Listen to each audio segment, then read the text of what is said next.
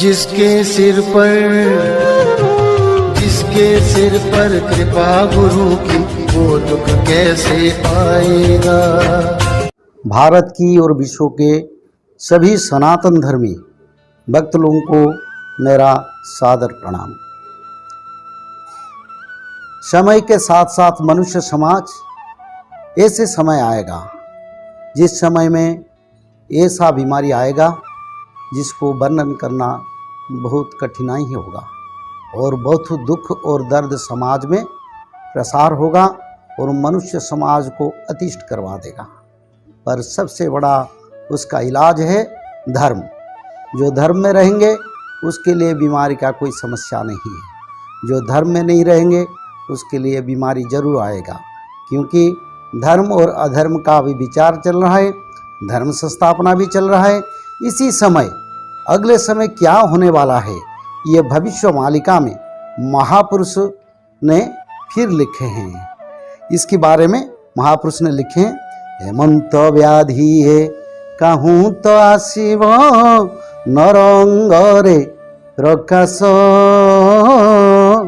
मुखरु तो रक्त उद्गार होइब सकले होइबे नाश। बोले हेमंत व्याधि है कहूँ तो आसीब नर अंगरे प्रकाश, मुखरु तो रक्त उद्गार होइब सकले होइबे नाश।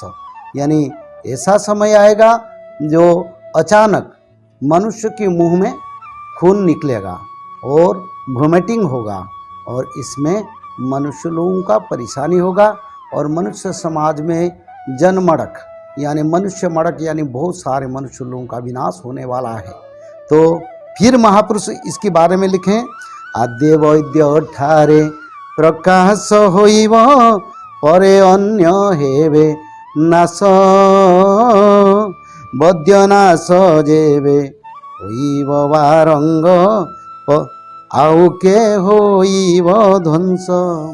पहले ये जो देखभाल करते हैं, जो बीमारी को इलाज करते हैं, उसी मनुष्य की शरीर में उसका लक्षण आएगा, बाद में धीरे धीरे मनुष्य समाज में फैलेगा और धीरे धीरे जो पापी लोग उनका विनाश होगा। हमारा कहने का अर्थ यही है जब मनुष्य समाज बदल जाए, धर्म की ओर आए, क्योंकि धर्म अधर्म का जब विचार चल रहा है उसी समय अगर हम धर्म में नहीं रहेंगे तो विनाश जरूरी है।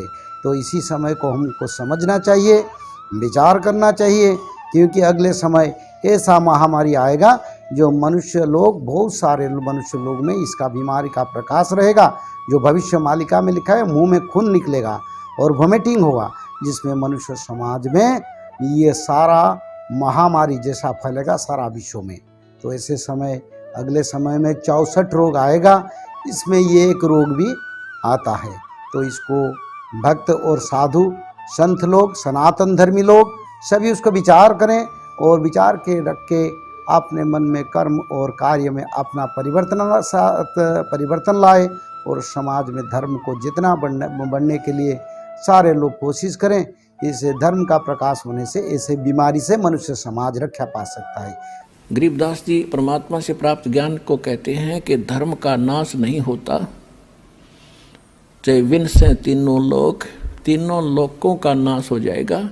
आपके द्वारा किए गए इस विधिवत पुण्य शास्त्र अनुकूल सुपात्र को दिए हुए दान धर्म और पुण्य किए हुए ये कभी विनाश में नहीं आते, आपके लिए जहाज बढ़ जाएगा। कहते हैं परमात्मा से पूछा किसी ने कि धर अंबर सब जावेंगे और विनसेंगे कैलाश, एकम एका होवेगा तब कहाँ रहे तेरे दास।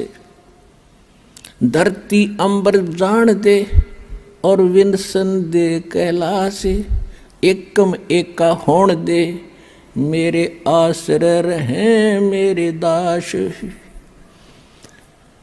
कि मेरे भक्त मेरे द्वारा बताई गई इस विधि और इस धर्म पुण्य के जहाज में बैठ के और ऐसे रहेंगे जैसे नौका जल के ऊपर रहा करती है। ये धर्म के कारण ये विनाश में नहीं आएंगे, चाहे तीनों लोकों का विनाश बेशक हो जाए। कि भाई देखो भोजन का भोग लगवाया था, तंदूर तंदुल हैं चावलों को। भगवान कृष्ण को सुदामा जी ने जब चावल खवा दिए तो उसके बदले में उसकी सुदामा पूरी रची, नहीं तो नहीं रची, क्योंकि पहले भी तो प्रेम था। पहले के वो जाना नहीं थे कि सुदामा हमारा प्यारा सा दुखी हो रहा सा, पर जब तक वो भोग नहीं लगवा लिया चावलों का, मुट्ठी भर कर नहीं खा लिया भगवान कृष्ण ने, तब तक वो कुछ नहीं कर सका था, समर्थ होते हुए भी नहीं कर सका था। इसी प्रकार बंदी छोड़ हमें बताते हैं, आप बंदी छोड़ का पाठ करवाओ, उसके नाम पर कुछ दान धर्म करो तो मैं करूंगा। वे उनसे परम समर्थ हैं, कृष्ण भगवान से असंख्य गुना ज्यादा शक्तिवान कबीर साहब हैं, पर ये भी फेल हो जाएंगे अगर आप कुछ दान पुण्य नहीं करोगे सतगुरु के नाम पर। फिर ये आपके उन दुखों को दूर करेंगे जो कि कितने भी ना हुआ करते। तो इसलिए इस पाठ और भोग का महत्व बता रहे, साथ में एक कथा के द्वारा पता नहीं कितने प्रकार की आपको शिक्षा दे रहे। तंदुल विपर को दिए दे आपके ऊपर इतने इल्जाम है सर, आपके ऊपर इतने इल्जाम झूठे कैसे हैं आपके ऊपर? आपके गुंडे इतने खड़े थे वहाँ पे, हजारों आदमी हरियाणा पुलिस से। मेरे नीचे राष्ट्रीय समाज सेवा समिति नहीं तो आपकी समिति है? अरे आपकी समिति है बाबा। जिसके सिर पर कृपा गुरु की, वो दुख कैसे पाएगा। जिसके सिर पर कृपा गुरु की, वो दुख कैसे पाएगा।